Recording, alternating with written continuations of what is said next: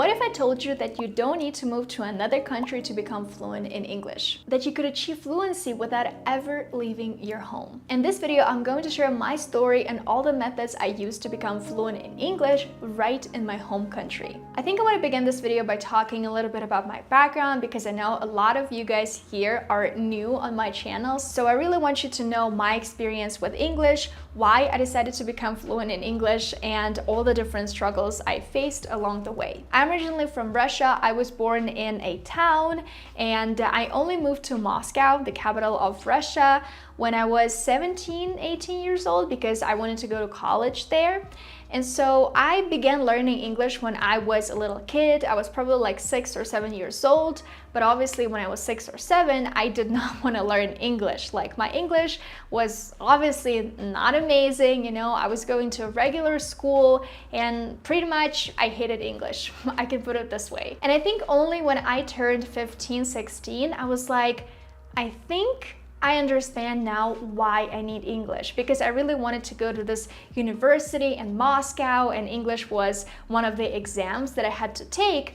And so I became more curious, and I made this decision for myself that I wanted to make the journey of learning English fun. And I also really wanted to go abroad and, you know, meet some English-speaking friends, and I knew that for me, English was the ticket to that future. And so I became a lot more serious. I started doing all of my English homework. I was like an A+ student when it came to English. But again, my English was not amazing. When I went to college, I was 17, 18, and at that time, I decided to work on my accent, because I realized that for me, a big part of becoming fluent in English was also working on my accent. And that's why right now I speak this way, like more American, even though originally I'm from Russia. So my Russian accent is obviously very different from my American accent. I think for me, becoming fluent in English meant a lot of different things.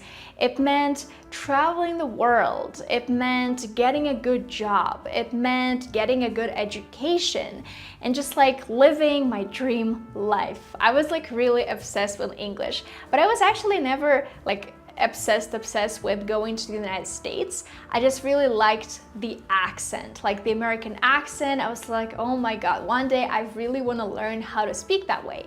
And instead of just wanting to learn to speak that way, I started taking action. I started doing something and learning how to speak more like an American. And of course, I faced a lot of struggles. Like right now, if I want to improve my Spanish and have a more Mexican accent, I can just like book a class with an accent reduction coach.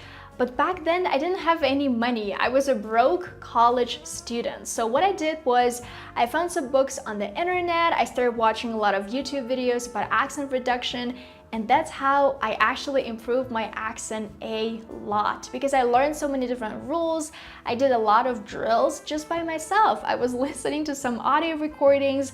I was repeating the same thing, basically doing shadowing. And that's why I talk about shadowing on this channel a lot, because it helped me so much. Of course, there were a lot of moments when I felt demotivated, when I felt like, you know, I couldn't really create a sentence because I lacked some grammar, or when I talked to a native speaker for the first time in my life.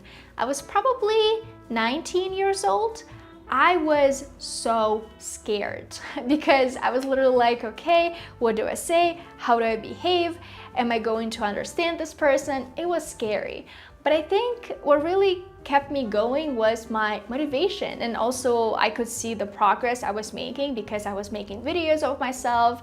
I was taking notes. I could open, you know, my English workbook, and I could see that at the beginning of this year I was learning this grammar rule, but now I know how to use it. So definitely tracking my progress helped me a lot. I didn't practice with native speaking teachers, and looking back, I obviously do not think that native speaking teachers are unnecessary. I think talking to native speakers is necessary. And if you can afford booking a class with a native speaking teacher, that's amazing. That's going to make the process shorter for you, help you, progress faster. But if you don't have this opportunity, I don't want you to feel upset. I don't want you to feel demotivated, and I don't want you to feel like because you can't talk to a native speaker, it means that you will never become advanced in this language. The same thing goes for traveling. I came to New York City for the first time in 2020, and I think at that time I was 20 years old, and my English was already B2, C1, I could say, and I achieved that level by staying in my home country. And when I went to New York City, obviously people there, like random people on the streets, they weren't teaching me English. I think that's also a very big thing for people to understand. When I moved here to Mexico City, people on the street are not interested in teaching me Spanish. They're interested in communicating something to me, and if I can't communicate with them successfully, it's on me. It's something that I have to work on at home. I also really want to talk about some key strategies that help me become fluent in my home country, fluent in English in my home country. But before we talk about that, I have something really exciting I wanted to share with you. If you're enjoying my videos, if you're enjoying this content, and if you want to stay updated with more resources, tips, some news from me, make sure to join my 5-minute free newsletter. It's super easy to sign up. Just head over to my website and scroll all the way down to the bottom. There you'll find a simple sign-up form where you can enter your email address, and by subscribing you'll get quick and valuable updates from me straight to your inbox. I don't spam, I only share exclusive insights and valuable tips that you won't find anywhere else. It's a great way for us to stay connected, plus it's absolutely free. So if you want to become a part of my community, go to my website, scroll down and sign up today. I can't wait for you to read my free newsletter. Now let's talk about the key strategies that I used that I think really helped me become advanced in English faster. Obviously, when I was a teenager, when I was 14, 15, I did not use any strategies. Like when I realized that English was important for me, I was just like, textbook it is. Let's start learning English. I wasn't as knowledgeable as I am right now about the science behind language learning, but I think now looking back, I can see what strategies I actually used without knowing that those things were actually strategies. The first thing is immersion. Because I wanted language learning to be fun, I started watching a lot of different TV shows in English. I remember how obsessed I was with the show Desperate Housewives.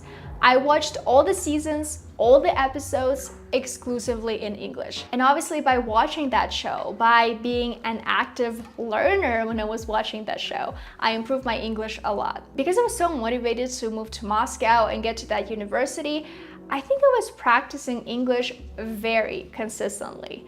Like I would even say every single day or almost every single day. It was really rare for me to skip a day. Obviously, sometimes I was sick, sometimes I didn't feel like it, but on most days, I did feel like it because I knew why I was doing that. And quite frankly, I was a student and I had more free time than I do now.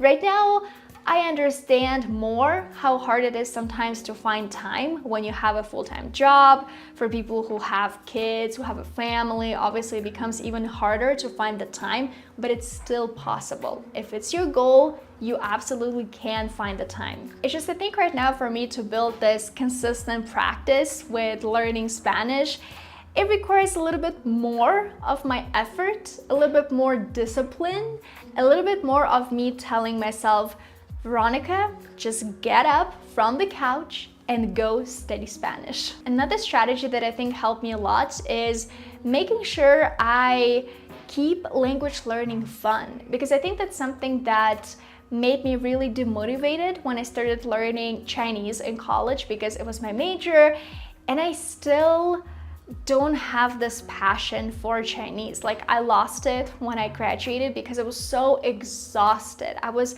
fed up with all of those boring texts about politics, economics, like moving products, selling products. Everything was in Chinese and everything was so boring for me.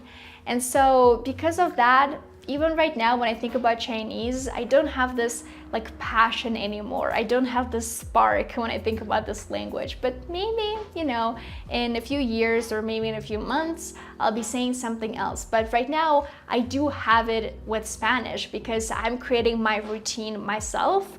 I'm doing all the things that I want to do.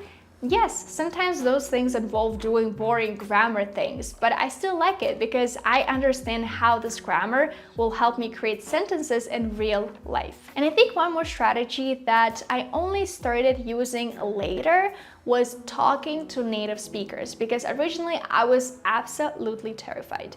I thought that native speakers were judging my English. I thought that native speakers were some kind of aliens from like a different planet. And yeah, I thought that I was not going to be able to understand anything, even though, again, my English was already pretty good when I was like 20 years old, when I was in New York City.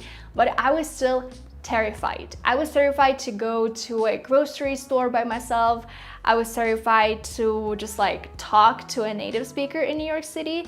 And yeah, obviously right now I'm not terrified of speaking English. I'm literally recording this YouTube video for you guys. But I would say if I could change something, I definitely would have started speaking with native speakers sooner. Because right now, just by having one lesson a week with my Spanish teacher, she's Mexican, she's a native speaker, I can ask her a lot of different questions. She can fix my pronunciation, she can correct my grammar mistakes, and just like getting more and more used to these spontaneous conversations with native speakers definitely improved my Spanish a lot. So to wrap up this video, I just want to say that going abroad is an amazing experience. If you have this opportunity to go abroad, don't feel like you're cheating the language learning system. It's not fair for you to go abroad and learn the language there. No, if you have this opportunity, if you have the desire, go for it. You know, going abroad and learning the language this way is amazing because